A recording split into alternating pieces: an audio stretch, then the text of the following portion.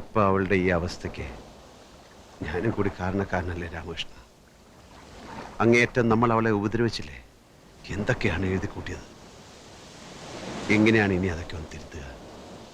നമ്മളൊന്നും അറിഞ്ഞിട്ടല്ലല്ലോ.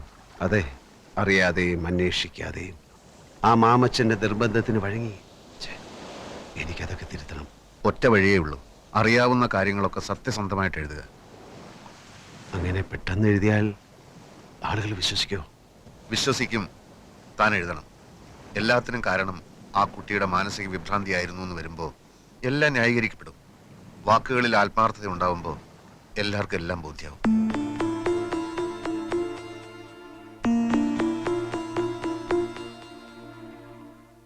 വഴക്കിട്ട് പിരിയുന്ന അച്ഛനമ്മമാരുടെ മക്കൾക്ക് സംഭവിക്കുന്ന ഏകാന്തതയും അന്യതാബോധവുമായി അവൾ ഊട്ടിയിലെ സ്കൂളിൽ താമസിച്ചു പഠിക്കുന്ന കാലം.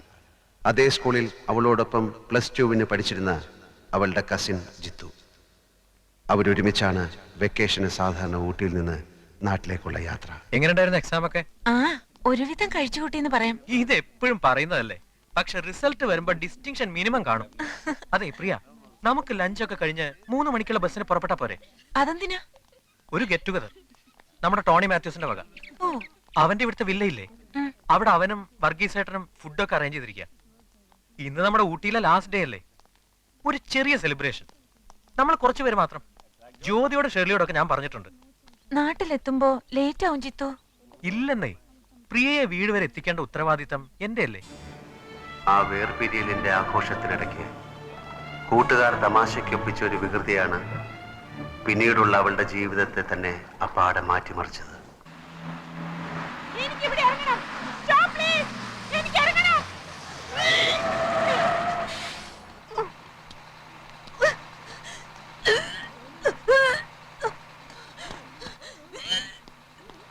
പ്രിയ, എന്തു പറ്റി? അറിയില്ല. പ്രിയ, എന്താ?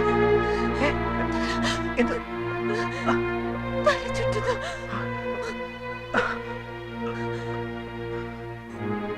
ஹலோ, இங்க அடுத்து ஹாஸ்பிடல் இருக்கா? தெரியாதப்பா. பிரியா,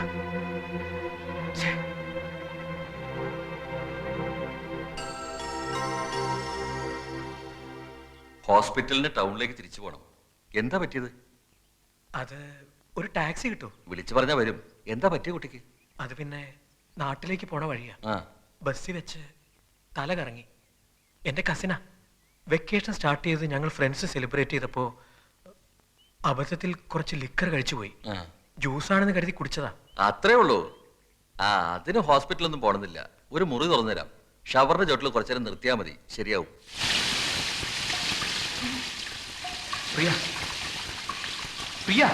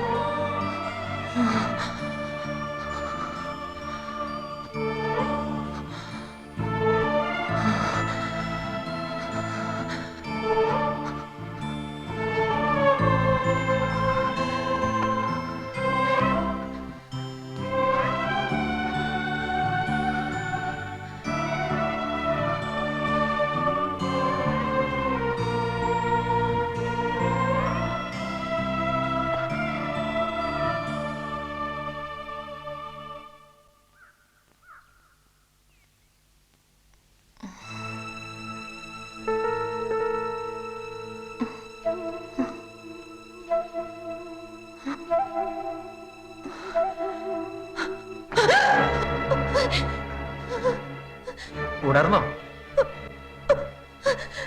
പേടിച്ചു പോയി ഞാൻ. കുറച്ച് ജിന്നകത്തിയെന്നാ ഇങ്ങനെ ബോധം കെടും ഒരാള്. ഷവറിന്റെ ചോട്ടിൽ നിർത്തി തല നനച്ചിട്ടും ഒന്നും അറിഞ്ഞില്ല. സാരമില്ല, വേഗം ഡ്രസ് ചേഞ്ച് ചെയ്തിട്ട് വാ, പോവാൻ നമുക്ക്.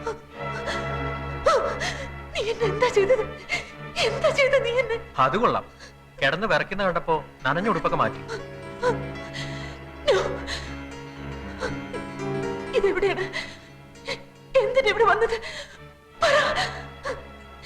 എന്താ സംഭവിച്ചത്? എന്ത് സംഭവിച്ചു? നീ എന്നെ എന്താ ചെയ്തത്? പ്രിയ, ഞാൻ വേണ്ട, വേണ്ട. You cheat!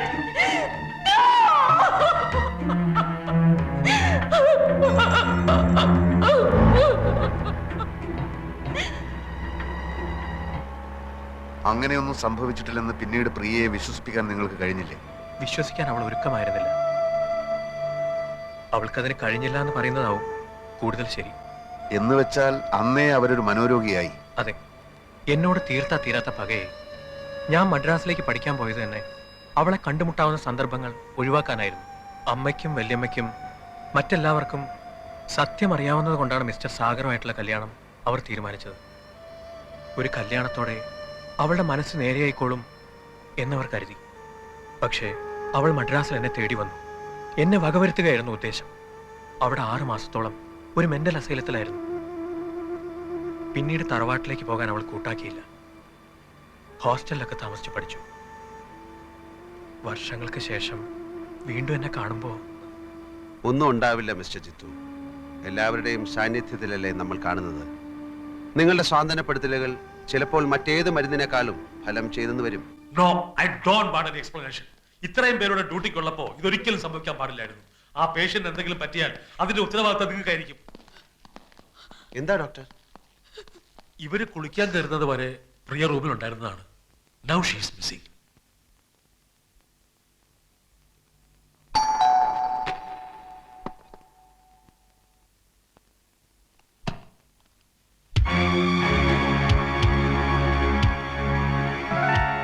മിസ്റ്റർ ജിതേഷ് ഇല്ലേ? ഇല്ല. ആരാ? ബിടെക്കിന് ഒരുമിച്ച് പഠിച്ചതാ ഞങ്ങള്. ഒരു വീടിന്റെ പ്ലാൻ സബ്മിറ്റ് ചെയ്തതിൽ കുറച്ച് കറക്ഷൻസ് ഉണ്ടായിരുന്നു. ഓഫീസിൽ ചെന്നപ്പോ ആള് ലീവാണെന്ന് പറഞ്ഞു. എവിടെ പോയതാ? ആരെയോ കാണാനുണ്ടെന്ന് പറഞ്ഞു പോയതാ. എനിക്ക് ഹാഫ് ഡേ ലീവേ ഉള്ളൂ. ഉച്ചയ്ക്ക് മുമ്പ് വരില്ലേ? ഒന്നും പറഞ്ഞില്ല. ഭാര്യയല്ലേ? അതെ. ഞാനിപ്പോ എന്ത് ചെയ്യും? ഇവിടെ വെയിറ്റ് ചെയ്യട്ടെ?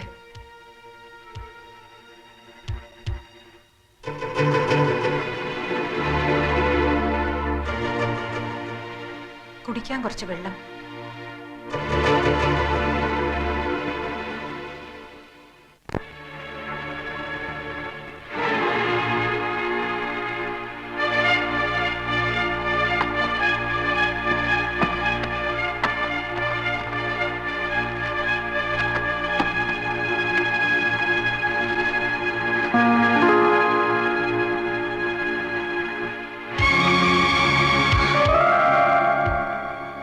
വെള്ളം ഞാനിപ്പോ കൊണ്ടുവരാം. അങ്ങോട്ടിരുന്നോളൂ.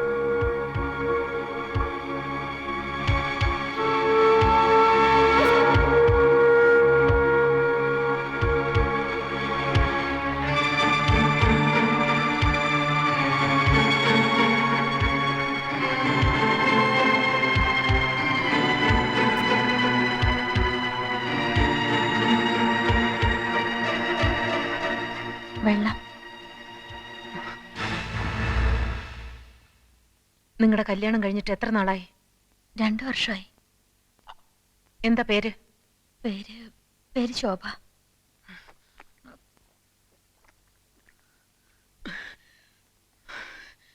ഉച്ചയ്ക്ക് മുമ്പ് ആള് വരുമെന്ന് തോന്നുന്നില്ല. വരട്ടെ, വെയിറ്റ് ചെയ്യാം. വൈകുന്നേരം ആവും ചിലപ്പോ. സാരമില്ല, കണ്ടിട്ടേ പോകുന്നുള്ളൂ. ഫോൺ നമ്പർ തന്നാ ജിത്തോട്ട് വരുമ്പോ വിളിക്കാൻ പറയാം. നേരിട്ട് കാണേണ്ട കാര്യമാണ്. എങ്കിൽ പോയിട്ട് വൈകിട്ട് വന്നോളൂ. ഞാൻ ഇവിടെ വെയിറ്റ് ചെയ്തോളാന്ന് പറഞ്ഞില്ലേ?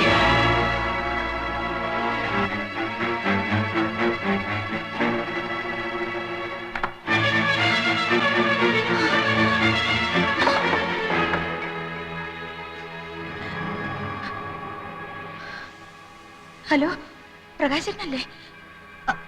ഞാൻ ശോഭ. ജിത്തുവിന്റെ അവിടെ എവിടെ പോകുന്നെന്ന് വല്ലതും വന്ന് പെട്ടെന്ന് ഇങ്ങോട്ടൊന്ന് വരാൻ പറയോ? അല്ല വേണ്ട, പ്രകാശേട്ടനൊന്നും ഇങ്ങോട്ട് വരുമോ? അവര് വന്നിട്ടുണ്ട്. അപ്രിയ, ജിത്തുവേട്ടന്റെ പഴയ അവര് മെന്റൽ ഹോസ്പിറ്റലാണെന്ന് ജിത്തുവേട്ടൻ പറഞ്ഞത് ഓർമ്മയുണ്ട്. ഇല്ല, അറിയില്ല. എനിക്ക് പേടിയാവുന്നു. ഞാൻ ഒറ്റയ്ക്കുള്ളൂ. ശരി.